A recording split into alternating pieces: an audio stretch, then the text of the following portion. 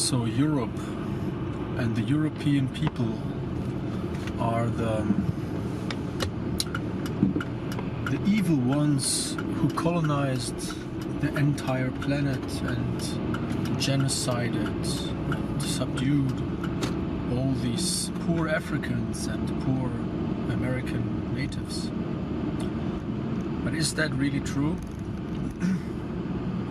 As I see it nowadays, you know, I grew up with this notion, and I was always kind of a patriot for the Native Americans. You know, I was like an Inca patriot. I wanted to go to Peru and learn the Inca language, and you know, I felt always sad about the disappearance of the Native American cultures. I thought that a great treasure had been lost for the world when all these cultures declined and died out. Now, I was always kind of convinced that it is the Spanish people's fault, the conquistadores' fault, or the fault of the Christian, French and English colonizers of North America. But as I see it nowadays, Europe was also a victim of colonialism, just as the other parts of the world. Especially the simple people living in Europe, you know, the simple farmers and craftsmen. They were just as much a victim of colonialism. If you take, for example, the farmer of the 19th century in Europe, in Germany, for instance, when all these gigantic plains in North America were colonized and turned into wheat plantations, the overall price of wheat on the global market dropped significantly because, you know, the market was just flooded with wheat. And so the German farmers could not exist anymore. You know, they had significant problems. And they were as much a victim of these colonial trade networks as were the people in the colonies. Now, who were the people maintaining colonialism, pushing colonialism forward and profiting from colonialism? It was mainly trade and banking and raw material monopolies. And who were these people? I mean, if we go back to the beginning of modern colonialism, to Cristóbal Columbus, I didn't know, up until recently, up until 2 years ago, I didn't know who Cristóbal Columbus actually was, you know? I always thought he was like a Spanish guy or Italian, Genevan guy, and it was kind of a coincidence when I found out who he really was. I don't know, I was always interested in colonialism, and 2 years ago I decided to, you know, get into it a little bit again, and so I borrowed some Columbus biographies. And in one of the biographies it was hinted that Cristóbal Columbus might actually have been a Jewish person. And that was kind of odd, and so I checked up the sources that would indicate this, and there was one book by Salvador de Madariaga, a Spanish historian, who quite convincingly worked out that Cristóbal Columbus was actually a Jewish guy, a Sephardic Jew, whose family emigrated probably in the late 1300s. They probably emigrated to Italy, to Geneva. And so when he, in the late 1400s, came back from Geneva to Spain and to Portugal to become a captain, he was just coming back to his homeland, or to the land of origin of his ancestors.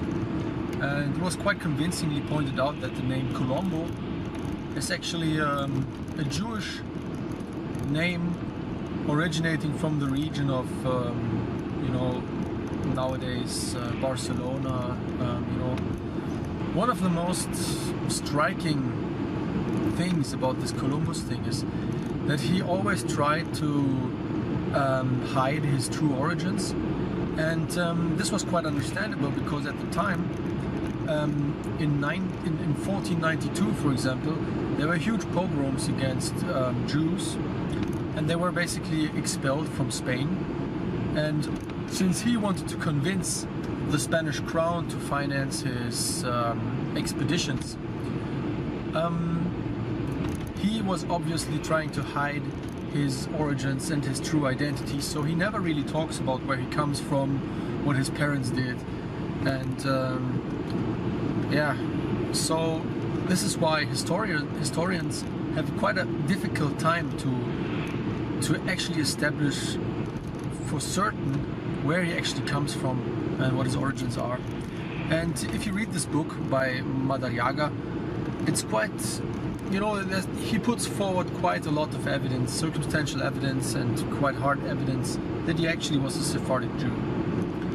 And one of the most convincing arguments that I find that speaks for this hypothesis is that if you look at what he actually wrote, you can kind of trace his voyages from his logbooks, but the logbooks that he wrote himself are lost, and we only have the copies that Bartolomé de las Casas made of his logbooks, you know, so the originals are not preserved, and we only have the copies of another monk, which are you know, edited by the monk. It's not, you know, they are like shortened in some passages, not everything is in there, so we don't have the originals of what he actually wrote. But there's one thing that he authored, and it is called the Book of Prophecies, El Libro de las Profecías. And this book he wrote together with another monk from Spain, a Christian monk, which I don't remember the name right now. But together with this monk he wrote this book, and the book contains a list of passages from the Bible, mainly from from certain books. I think it was so it contains passages from the Bible that would prove that with the discovery of the Western Isles, the end of the world is near, you know, so the end of times, whatever, is near, and the prophecies will be fulfilled. And what does he want to achieve with that? He wants to prove, and this is all in the book, and you know, there's like letters that he sent to the king, to the Queen Isabella, and to the king, and he wants to convince the king and the queen that the end times are now near, and that the prophecies will be fulfilled, and that Zion, the holy land of the Jews, will be reclaimed by the chosen people. And so by his discovery of the Western Isles, he wants to convince the queen that the prophecy is now fulfilled, that Zion will now be reclaimed by the Jewish people, or for the Jewish people. And he wants to convince the queen and the king to spearhead this movement, to be the protagonists, to lead the army that will reconquer Zion.